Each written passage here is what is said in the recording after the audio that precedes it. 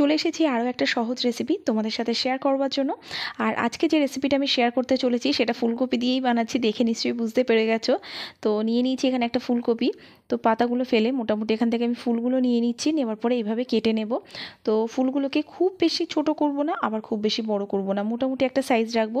তো এরকম একটা সাইজ রেখে দেবো। তো দেখতেই পাচ্ছ। তো অন্যদিকে গ্যাসেতে একটা জায়গাতে জল বসিয়েছিলাম, যেটা ফুটে উঠেছে, দিয়ে দিচ্ছি তার মধ্যে একটু নুন, আর এখানে কেটে রাখা ফুলকপিগুলো দিয়ে আমি বেশ কিছুক্ষণ কিন্তু সেদ্ধ করে নেব। তো দেখতেই পাচ্ছ ফুলকপিটা সেদ্ধ হয়ে গেছে। এবার এটাকে আমি জল ঝরিয়ে নেব। নেবার পরে আমি আর একটা ব্যাটার তৈরি করব, যার মধ্যে প্রথমে নিয়ে নিয়েছি আমি টক দই, নিয়ে নেবো এর মধ্যে চালের গুঁড়ো, কর্নফ্লোর, আর নিয়ে নেবো বেসন, দিয়ে দেবো এর মধ্যে স্বাদ মতো নুন। এটা দিয়েছি গোলমরিচের গুঁড়ো, আর সাথে গরম মশলা গুঁড়ো, এখানে কাশ্মীরি লাল লঙ্কা গুঁড়ো নিয়েছি, হলুদ গুঁড়ো দিয়েছি, রোস্টেড জিরে গুঁড়ো দিয়েছি, আর আদা রসুনের পেস্ট দিয়েছি।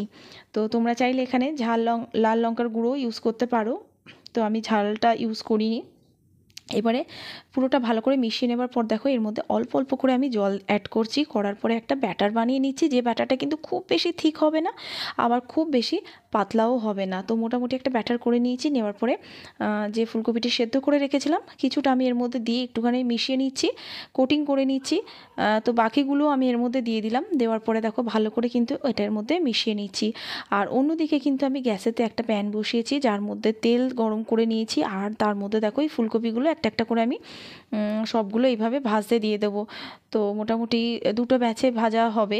তো এখানে একটা ব্যাচ ভাজা হচ্ছে, তো একটা পিঠ হয়ে গেলে এইভাবে উল্টে পাল্টে আরও একটা পিঠ কিন্তু এইভাবে ভেজে নেব। তো মোটামুটি লাল লাল হবে আর একটু ক্রিস্পি হবে। তো দেখতেই পাচ্ছ গ্যাসটা কিন্তু এই মুহূর্তে আমার মিডিয়াম ফ্লেমেই আছে। তো মিডিয়াম ফ্লেমে সবগুলো দেখো ভাজা হয়ে গেছে। এবার তুলে নেবার পালা। তো তুলে নিচ্ছি। এর পরের ব্যাচটা আর আমি দেখালাম না।